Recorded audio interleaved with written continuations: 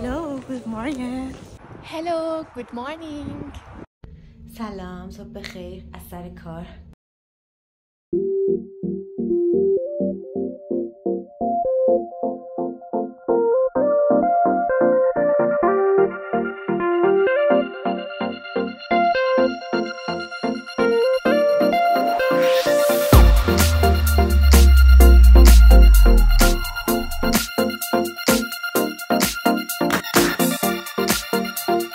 من امروز با پروفسورم جلسه دارم. بعد از 4-5 ماه بعد هر دیتایی که تا الان به دست آوردم و بهش ارائه بدم، ولی موضوعی که دارم روش کار میکنم خیلی موضوع تریکیه و تقریبا هیچ کس نتونسته تو اون موضوع جواب کاملی بگه. بر همین منم تا الان نتونستم یه جواب واضح و درستی بگیرم از آزمایشام. بر همین خیلی استرس دارم، نمیدونم چی میخواد بگه، ولی امیدوارم حداقل یه توصیه‌ای بکنه، یه راهکاری بده که شاید مسیر پایان نامه رو به یه جهتی ببریم که حداقل یه جواب درست حسابی بتونم بگیرم، برای دفاع یه چیزی داشته باشم ارائه بدم. حالا امیدوار باشیم دیگه.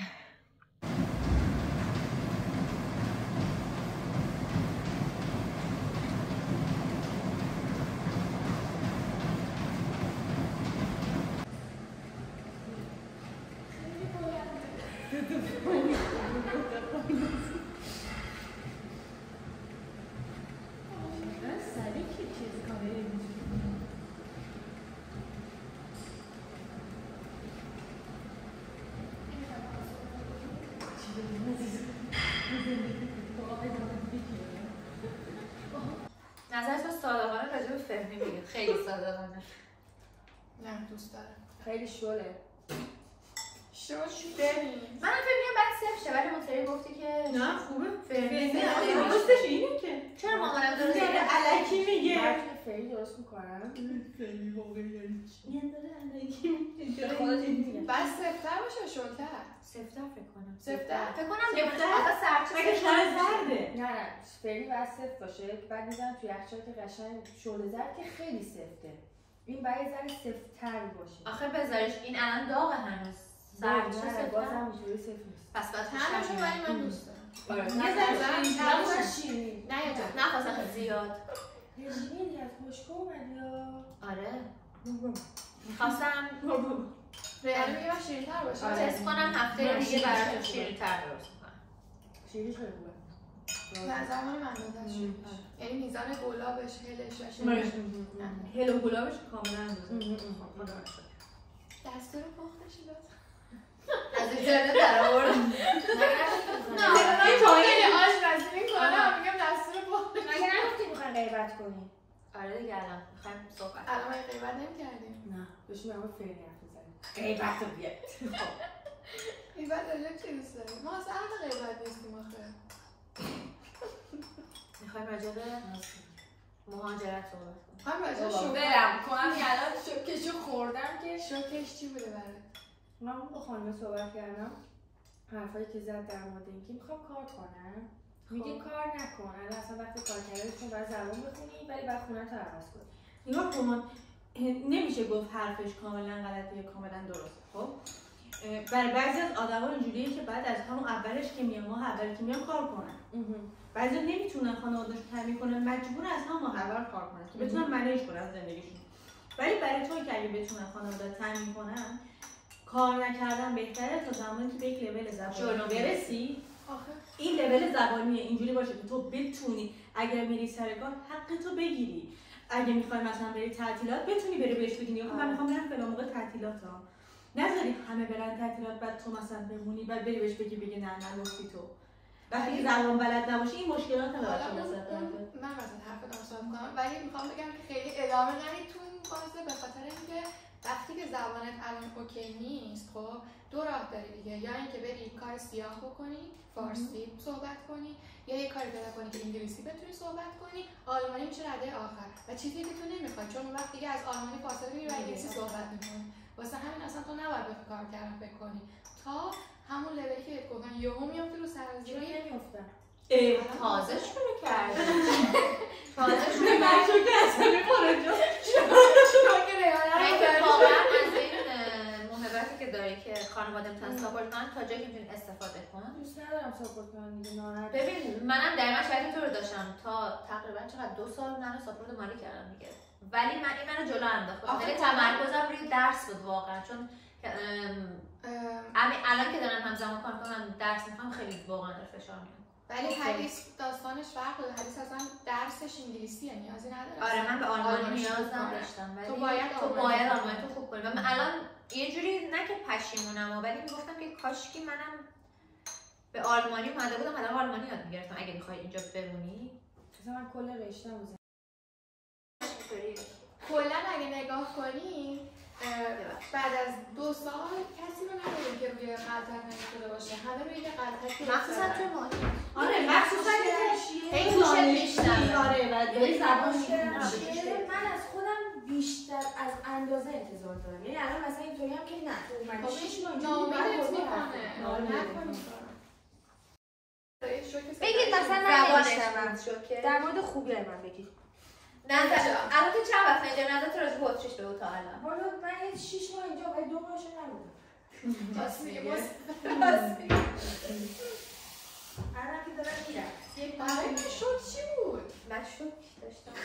من شد اون که واسه بیش از اندازه. همون اول که وارد شده من به خاطر هر چیزی که گرفتن اینجا مشکل داشتم. کارت بیمه مشکل. من هیچ شوکی نداشتم. همه گفتم جز فیلم. همه شوکه. اولین بار من عادت کردم. ولی هنوزم نه. حتی سر کلاس من یه اونجوری میشم. سر کلاس یه 15 دقیقه پازه است. بعد هیچ کسی چی کاری نمیکنه. استاد ها میگه یت بگیری. کجا نمیگه تو درمیه. واقعا نمیدونم شده. مثلا چجور روشون میشه. حالا اوکی. دیگه از اول مثل عطسه کردنه. درسته. تو عطسه میکنی. من خودم عطسه‌مون نمیشه. همیشه میگیرم که صداش بلند نباشه. اونو نکن. میدونم که رگ‌های مغزم به فنا میره ولی نمیتونم خجالت میکشم. خب بعد حالا این جوری ساختار حالا این کار میکنه. اوکی چرا اینقدر ادامه میدی و اصلا برای خودش نمیره که مثلا خب استاد صحبت کن. برام خیلی عجیبه. ماشین میگفتن اینجا خیلی خشکن و خیلی مثلا چیزن و اینا. به نظر من خیلی خشک نبودن. نه به نظر من این که میگن مثلا آلمانی بلد نباشی باهات صحبت نمی‌کنی خیلی از بهترین شهرهاییه که قشنگ آلمانی باهات صحبت انگلیسی هم باهات صحبت کن به جوابتو میدن. یعنی تو کافی آلمانی تو یه کوچولو ضعیف صحبت کنی سعی سوش کنی رو انگلیسی من بلد نیستم. توریستا همیشه میگن میدونی نه خیلی کدوم قشرشون دیگه کم خوش اخلاق نیستن سمبالا آره پیرزن مخصوصا خانوماشون آره واقعا. ولی آره اونا بلدن، ولی کلا اگه سوالی ازشون بپرسی یا کمک ازشون بخوای کامل میان کمک میکنن و تا جایی که بتونن کمک کنن. ولی کاری به کار ندارن تا موقعی که ازشون کار. یه چیز جالبی که بودش این حتی خانومای همین چه خانم چه آقای سنبالاشون غالبا بلدن انگلیسی حرف بزنن. و این خیلی به نظرم جالب بود. برای من خیلی عجیب بود. برای اینجا خیلی مثلا اینجوری هم یه چیز عجیبی هم که برام اینجا بود این که اینقدر به تایتل اهمیت میدن. آره خیلی عجیبه یعنی اینجا مستر گرفتی دکترا گرفتی حتما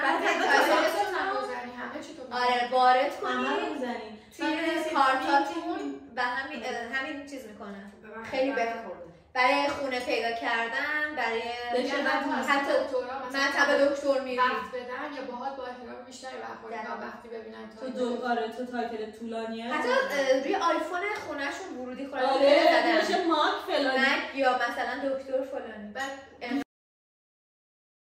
آینده تو توی ما میبینی ریحانه دیگه من حدیث که آینده شبیه توه آینده تو داریم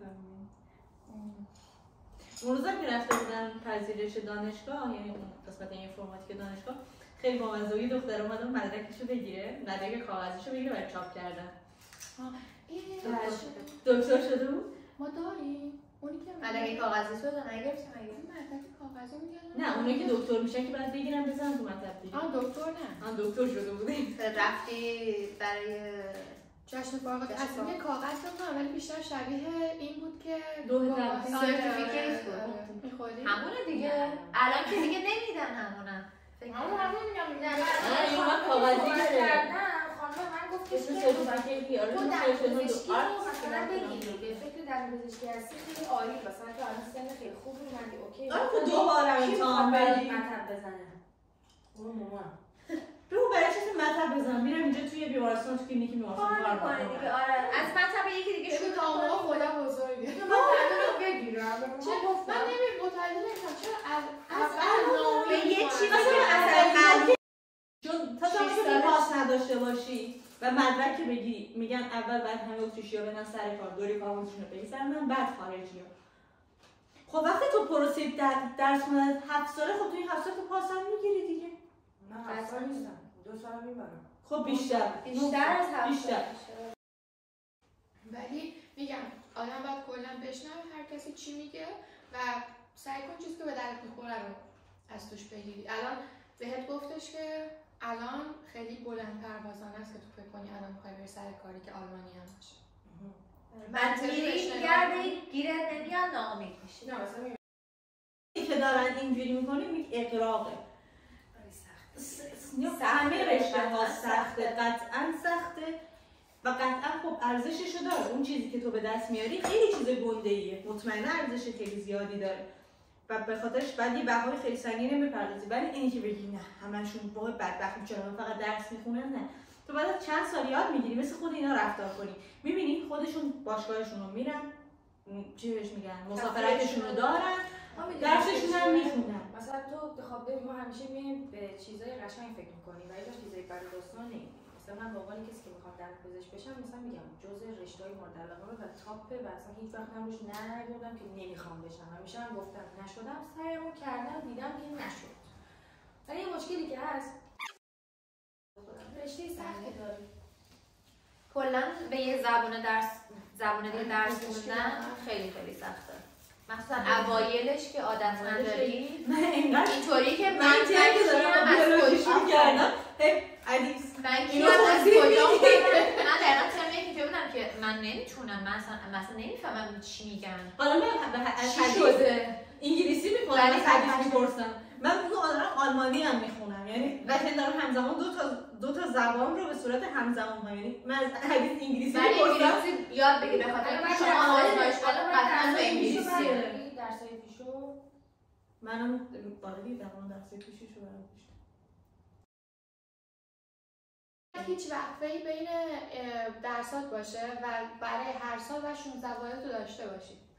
تو اگر امتحان اپد رو بدی خب نه اپد کامل 16 تمدید کنی. یا تو یک سال تو میتونی با اپد تمدید کنی ولی با بقیه آزمون‌ها نمیتونی تمدید کنی. بعد حواستو جمع کنی یک سال فقط با اپد تمدید میشه، سال بعد تو حتما باید آزمون ورودی دانشگاه تو قبول شی. تو میتونی عفونامه دندان پزشکی رو قبول شی یا نه.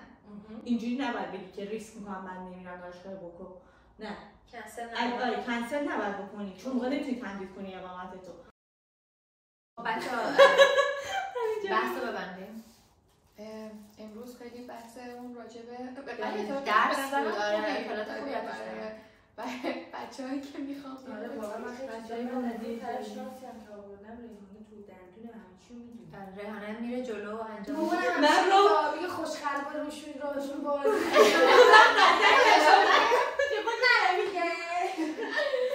من میرم قلقک رو میدادم صفحش رو صدا کرد ربیشه. خب دیگه